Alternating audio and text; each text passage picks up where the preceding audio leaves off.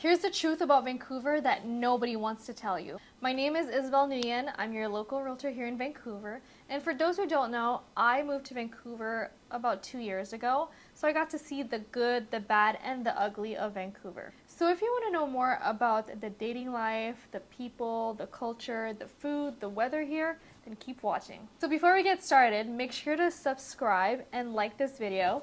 And I'm going to give you 5 seconds to do it. So 5, 4, 3, 2, 1. let's get started.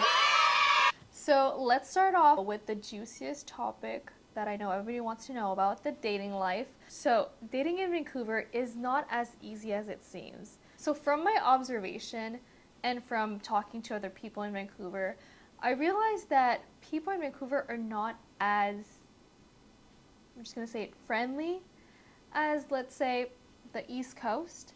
So it seems like people here are a little bit more reserved and not as approachable. And I feel like people are kind of giving off that vibe of not being approachable. So nobody wants to talk to anybody because of that. Okay, another reason that I think why dating is difficult here is because life is so expensive here. So people don't necessarily want to be spending all their money on random dates every Friday night. So this might be my own theory. I don't know. So on to a similar topic, making friends in Vancouver can also be difficult. And I won't be speaking from my experience here because I personally feel like I don't really have that issue of making friends in Vancouver.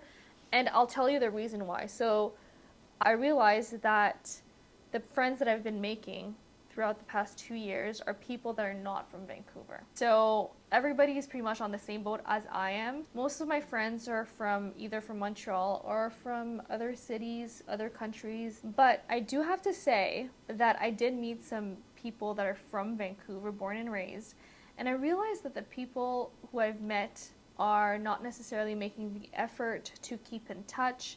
I don't hang out with those people really as often. And I hear a lot that Vancouver can be very cliquey. And that's just something that I hear. I don't really notice it. I don't really see it, but that's something that I hear a lot. Vancouver has been known to be the no fun city. And honestly, I don't think it's true.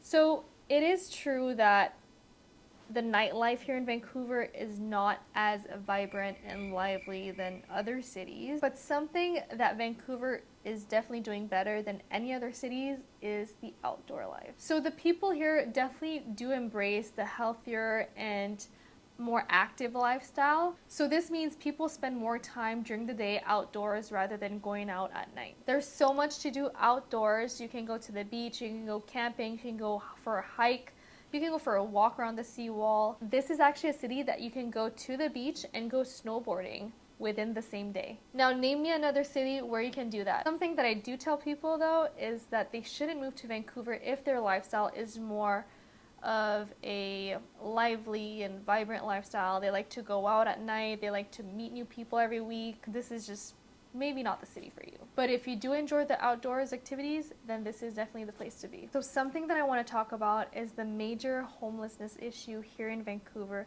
and especially in the downtown east side area. So when I first moved here, my first job was at a marketing agency, and the office was located in Gastown. On my first day to work, I was taking the SkyTrain, and then it's a 10-minute walk to the office. So I was just walking on Water Street. I believe it was like 8:30. And I was just walking on the street, and then I started noticing just people on the street kind of looking a little bit intoxicated, and I thought it was a bit weird. And then I kept walking, and then I saw a needle on the floor, kept walking, and then at some point I was walking and I saw this person pretty much at like 8 a.m. shooting themselves with a needle. And that was such a shock to me that nobody told me about. You know, walking on Water Street, that's a very normal thing. So Gastown is definitely a beautiful area, and it's known to be Vancouver's historic area, but it is a place that we find a lot of homeless people, and also mainly on a street called East Hastings here. East Hastings and Main is kind of the area where you'll find basically a strip of homeless people just hanging out there. So I just wanted to share that with you guys because, like I said, when I first moved here, I knew that there was a street where there's homeless people, but I didn't know that it was kind of spread out into Gastown. Especially for tourists, I don't think they know that. They just walk around Vancouver and it's like, oh, okay, like doing their own thing. So on to my favorite topic, food and culture, which I think goes hand in hand because 50% of Vancouver's population is of Asian descent. Is that how we say it? Descent? Asian descent? You get what I'm saying. Which means that the Asian food here is bomb. So you name it, Chinese, Korean, Japanese, Vietnamese, anything Asian here is really good. We have so many restaurants to choose from. On the other hand, what I do miss a lot is the rest of the culture around here. So I do miss my Greek restaurants, my Lebanese restaurants, even like Venezuelan restaurants. In Montreal we have arepas, and I can't find arepas here. They have Italian restaurants here. They have, they have it all here, I think. But sometimes it's just not hitting the same as in Montreal. But don't get me wrong, if you do come to Vancouver, if you move to Vancouver, or if you're in Vancouver, enjoy everything else. Let's talk about the weather here in Vancouver. So before moving to Vancouver, all I would hear is that Vancouver is a city of gloom and rain. And that kind of terrified me because I was thinking to myself, do I really want to move to a city where it's going to be raining all year round and I might become depressed?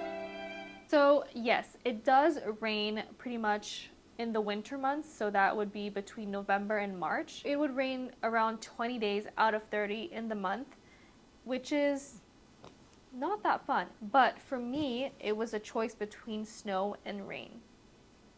So I told myself, let me try the rain. If you can survive those few months of rains, then you'll be able to enjoy the summer that is completely dry. So I hope you enjoyed this video, and let me know in the comments below what kind of video you want to see next on my channel. See you in my next video.